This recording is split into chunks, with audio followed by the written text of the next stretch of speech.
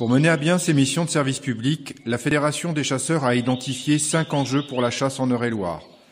Ces enjeux constituent la feuille de route des actions fédérales et la trame de ce rapport d'activité. Le premier de ces enjeux concerne la pratique de la chasse et la sécurité. Cette année, 13 559 chasseurs ont chassé en Eure-et-Loir, ce qui représente une baisse de 2% des effectifs. Dans le même temps, le nombre de nouveaux chasseurs a progressé de 35% et constitue un des faits marquants de cette année. Jamais la Fédération n'a formé autant de candidats chasseurs. Cette tendance est nationale et confirme l'attractivité des activités cynégétiques. Dans notre département, l'accès au territoire de chasse demeure le frein majeur pour ces nouveaux pratiquants. Une réflexion est à mener au sein de chaque territoire de chasse pour faciliter l'accueil de ces nouvelles recrues. Leur donner accès au territoire pour chasser les migrateurs ou les nuisibles est un bon moyen de leur permettre de pratiquer leur nouvelle passion sans empiéter sur la gestion des jours de chasse. En matière de sécurité, aucun accident notable n'est à déplorer dans le département, mais la vigilance est de mise et les rappels aux consignes de sécurité permanents. Le port apparent d'un gilet ou d'une veste de couleur fluorescente est obligatoire pour toute chasse à tir du grand gibier, à l'exception des chasses à l'approche, à l'affût et à l'arc, avant l'ouverture générale de la chasse. Cette disposition est également conseillée pour les chasses au petit gibier. La Fédération des chasseurs, l'Association des chasseurs de grand gibier et l'UNUCRE ont reconduit à l'automne la formation sécurité destinée aux responsables de chasse et aux chefs de ligne. Cette formation est ouverte à tous les chasseurs de grand comme de petit gibier.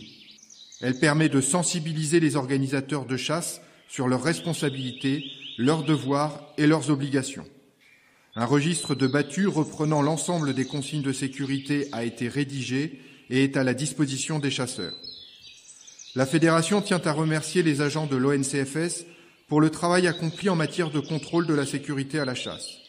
Elle déplore encore le trop grand nombre de procès-verbaux dressés pour non-respect des prescriptions de sécurité en matière de transport des armes.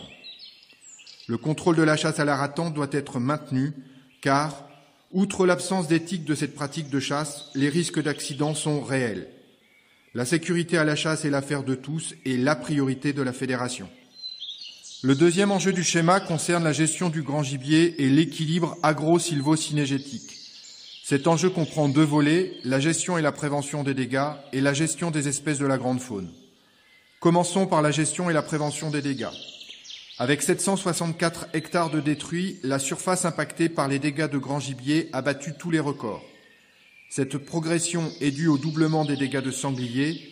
Les dégâts de cerfs progressent également, mais dans une moindre mesure.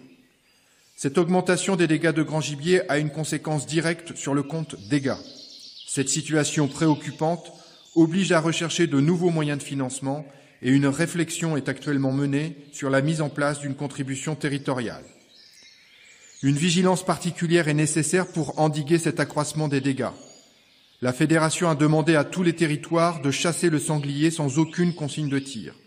Elle a demandé aux 2 unités de gestion de lever leurs contraintes et a accordé des avis favorables à chaque demandeur d'autorisation de tir du sanglier entre le 1er juin et l'ouverture générale. Elle déplore cependant le peu de battues au sanglier organisés à partir du 15 août. Enfin, quand cela a été nécessaire, la Fédération a donné son aval pour la mise en place de tirs de nuit. Toutes les modalités de chasse de l'espèce devront être possibles cet été. Après ce volet sur la gestion des dégâts, passons à celui consacré à la gestion des espèces et commençons par le cerf élaphe. Le suivi des populations de cerf élaphe est assuré par indice nocturne d'abondance. Chaque année, plus de 600 personnes sont mobilisées et près de 6000 km parcourus en 3 semaines pour évaluer les tendances d'évolution des populations des différents massifs. Les comptages de cette sortie d'hiver tendent vers une stabilisation de l'indice nocturne départemental. Malgré un effort particulier réalisé par les territoires du Senonchois, le taux de réalisation chute une nouvelle fois. Les phénomènes de concentration observés jusqu'à présent ne se sont pas produits cette année. Les animaux ont déserté une partie du Senonchois, rendant très difficile la réalisation des plans de chasse sur ces territoires. Sur le reste du département, la tendance est identique et un déséquilibre du sexe ratio en faveur des mâles est toujours observé. Les attributions 2018-2019 devront prendre en compte les mouvements de population observés cet hiver et tendre au rééquilibrage du sexe ratio. Après le cerf, la gestion du chevreuil.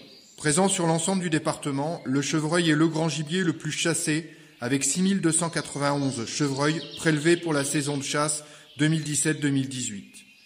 Le taux de réalisation se maintient à 80% des animaux attribués. Toutefois, de fortes disparités de réalisation persistent entre massifs et nécessiteront des adaptations.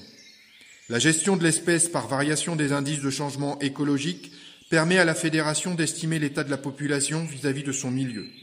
La récolte de ces données doit se faire à l'échelle de chaque massif grâce au retour d'informations de tous les territoires. C'est à cette condition que nous aurons des données fiables permettant d'affiner la gestion de l'espèce.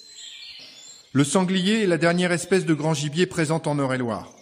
Profitant des hivers doux et de ressources naturelles alimentaires abondantes, les populations de sangliers ont progressé sur l'ensemble du département. L'absence de petits gibiers dans certains secteurs a réduit la pression de chasse et permis l'installation de l'espèce. Cette recrudescence unanimement appréciée par les chasseurs a des conséquences importantes en matière de dégâts. Aucune gestion des prélèvements de l'espèce n'est mise en place sur le département. Même les 2 unités de gestion expérimentales ont levé leurs contraintes au cours de la saison. Il est donc impossible pour la fédération de contrôler et d'imposer des quotas de prélèvement pour faire diminuer les populations. Elle en appelle donc au bon sens et à la responsabilité des territoires pour que les prélèvements de sangliers s'accentuent afin d'éviter une recrudescence des dégâts qui imposerait la mise en place d'une contribution territoriale. La gestion durable du petit gibier constitue le 3e enjeu du schéma départemental de gestion cynégétique. C'est un enjeu fondamental pour l'avenir de la chasse en Eure-et-Loir et par conséquent la priorité de la fédération. Dépendante des conditions climatiques et de l'évolution des milieux, cette gestion est ingrate et nécessite un accompagnement permanent. C'est pour cette raison que la fédération fait de l'aménagement des territoires un enjeu prioritaire pour l'avenir du petit gibier. Elle y consacre chaque année un budget de 250 000 €. Malgré ce soutien financier, les surfaces dédiées à la faune sauvage diminuent depuis 10 ans. La fédération poursuit son partenariat avec la Chambre d'agriculture, l'Office national de la chasse et de la faune sauvage et l'association Hommes et Territoires au sein d'Agrifaune Eure-et-Loir. Les travaux menés avec succès sur la gestion raisonnée des bords de champs ouvrent de nouvelles perspectives en matière d'aménagement des territoires et seront déployés à l'échelle de 2 communes en 2018. Parmi les espèces de petits gibiers gérées par la fédération, la perdrix grise est celle dont on détient le plus de données démographiques. Malgré les efforts de gestion et l'arrêt de la chasse depuis 8 ans, les effectifs reproducteurs diminuent.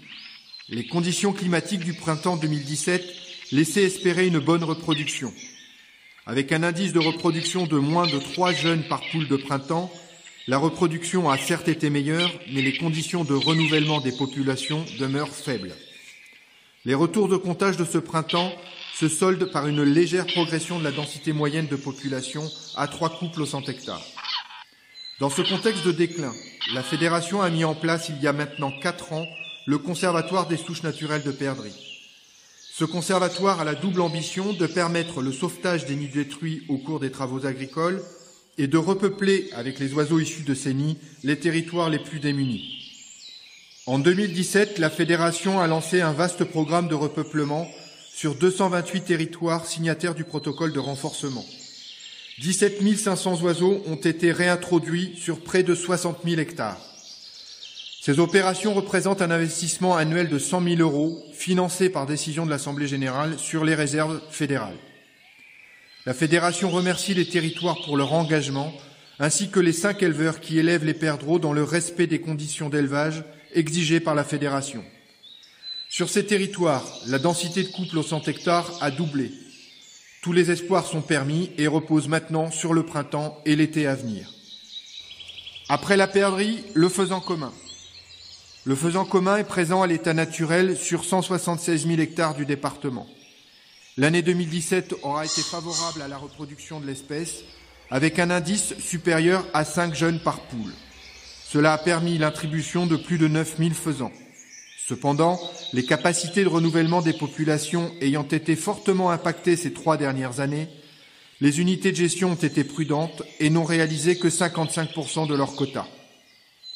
Depuis 2011, l'indice de reproduction a baissé d'1,5 jeunes par poule, rendant difficile le maintien des densités de population même en exerçant une faible pression de chasse.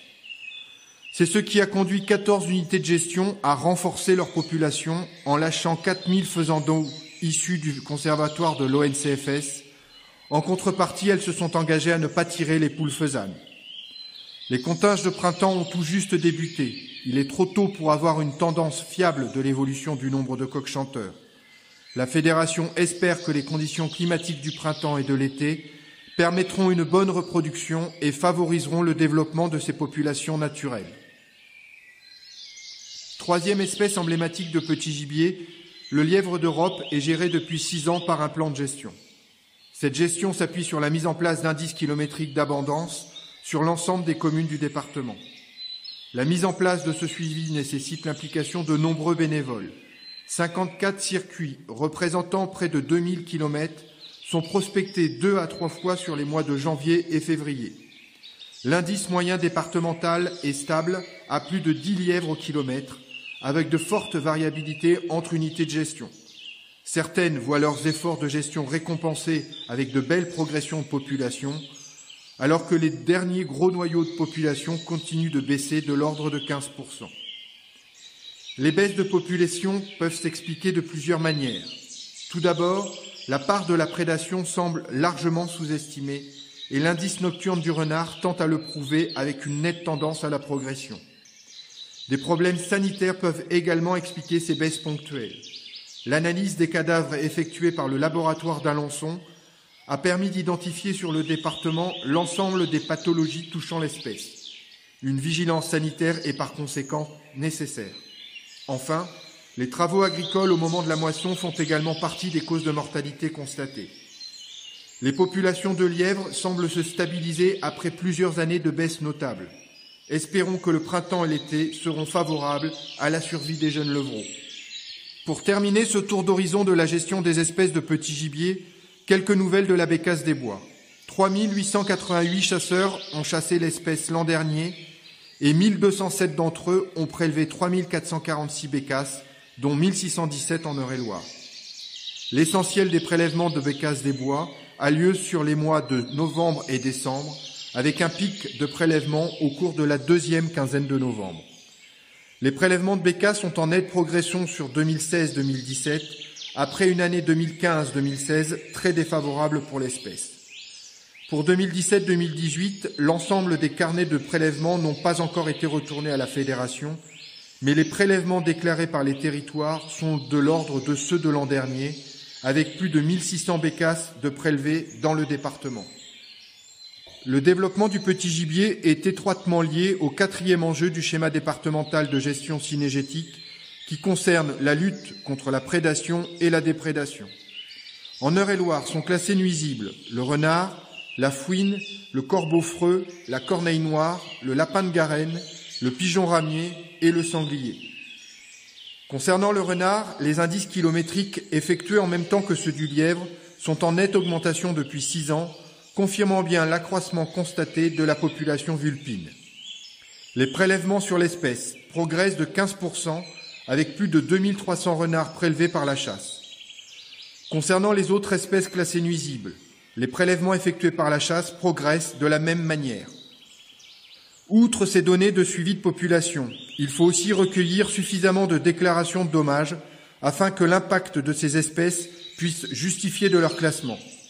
Je vous rappelle donc la nécessité de retourner auprès des instances agricoles ou de la Fédération les déclarations de nuisibles. Il en va de l'avenir des efforts de chacun sur la gestion du petit gibier. Sans données objectives et sans justification, la Fédération n'obtiendra plus le classement de certaines espèces. Il en est de même concernant les dégâts causés par le blaireau. La dynamique de population progresse dans le département et les prélèvements effectués par la vénerie sous terre s'accroissent chaque année. L'espèce ne fait pas partie des espèces susceptibles d'être classées nuisibles, mais le maintien des périodes dérogatoires de déterrage nécessite de justifier de l'accroissement des populations sur le département. Pour clore ce rapport d'activité, quelques mots du dernier enjeu du schéma départemental de gestion cynégétique concernant la communication et l'information. La Fédération fait de la communication et de l'information à destination des chasseurs et du grand public une des pierres angulaires du schéma. À travers cet enjeu, elle souhaite réaffirmer le rôle des chasseurs dans la gestion des milieux naturels et de la faune sauvage, mais également rappeler la place de la chasse dans le maintien d'une ruralité active et dynamique. La communication et l'information à destination des chasseurs s'appuient sur différents outils. Le site internet de la Fédération et son interface dédiée aux adhérents gestionnaires de territoire, la revue fédérale La Chasse en Eure-et-Loir qui est désormais mutualisée avec les départements du Cher et du Loiret. Cette mutualisation nous permet de réduire les coûts de rédaction tout en s'appuyant sur des journalistes professionnels qui couvrent l'actualité cynégétique départementale et régionale. Pour accentuer la diffusion de l'information, la Fédération continue d'être activement présente sur les réseaux sociaux, Facebook et Twitter. Ces outils nous permettent d'accroître notre audience auprès d'un large public. Le nombre de nos visiteurs est en progression constante, tout comme l'audience de nos articles publiés. Depuis 4 ans, la Fédération étend ses actions de communication vers le grand public en organisant des sorties découvertes. La Nuit du Lièvre, organisée le dernier vendredi de janvier, propose au grand public de découvrir les missions de la Fédération en les conviant à un comptage de nuit. C'est aussi l'occasion de présenter à ses accompagnateurs d'un soir la biologie des espèces rencontrées au cours de cette sortie. Ce safari nocturne rencontre un vif succès et sera reconduit en 2019. Enfin, l'éducation à la nature est depuis 6 ans une mission de service public pour laquelle la Fédération s'est beaucoup investie. Dans le cadre de cette mission, la Fédération intervient gratuitement auprès des établissements scolaires du département pour présenter la diversité de la faune sauvage locale, la biologie des espèces et leur milieu de vie. Au cours de ces 12 derniers mois, la Fédération est intervenue auprès de 700 élèves. Ces interventions se déroulent en classe ou sur le domaine de Chenonville. Pour compléter ces interventions en salle, la Fédération a créé un parcours pédagogique qui permet aux visiteurs de découvrir la faune sauvage eurélienne au travers de panneaux didactiques, de bornes sonores ou de jeux de découverte. Avec la création de ce parcours pédagogique, le domaine de Chenonville accroît son offre éducative auprès du grand public. Enfin, rappelons qu'en 2016, la Fédération a obtenu des services fiscaux d'être reconnue au titre des structures pouvant délivrer à ses donateurs particuliers ou entreprises des rescrits afférents aux dons versés. Ces dons sont destinés à l'éducation à la nature et serviront à financer la création d'un musée de la faune sauvage d'Eure-et-Loir. La Fédération remercie toutes les personnes qui ont généreusement fait un don pour ces actions éducatives. Voilà résumé les actions fédérales pour la saison 2016-2017. L'ensemble de ces missions ne serait pas possible sans l'engagement du conseil d'administration de la Fédération, le dévouement de l'ensemble des territoires de chasse et des chasseurs et le professionnalisme des équipes fédérales. Que chacun soit remercié pour le temps consacré à la gestion du patrimoine cynégétique d'Eure-et-Loir.